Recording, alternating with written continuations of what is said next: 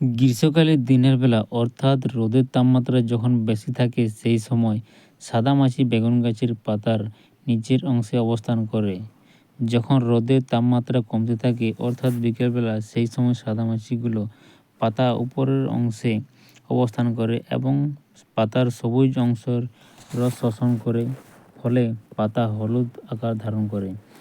এই সাদামাছির কারণে বেগুনের পাতা হলুদ হয়ে যায়, গাছের খাদ্য তৈরিতে ব্যাঘাত ঘটায় এবং গাছের ফুল শুকিয়ে যায়, ফল ছোট ছোট হয়। এতে চাষির অনেকটাই ক্ষতি হয়।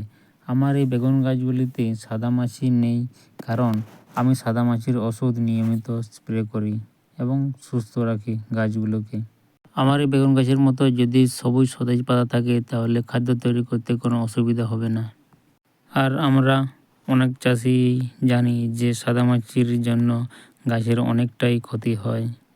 আমার এই নিয়মিত স্প্রের জন্য এই গাছগুলিতে কোনো সাদামাছির আক্রমণ এখনো পর্যন্ত নেই। আর গাছের যখন ফুল ফল আসতে থাকে সেই সময় আরেক পোকার আক্রমণ ঘটে, সেটা হলো আমাদের অতি পরিচিত পোকা লুলি পোকা।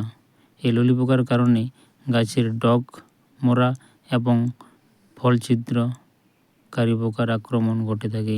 বেগুন গাছের ডগমরা রোধ করতে অবশ্যই লুলি পোকার ওষুধ ব্যবহার করতে হয়।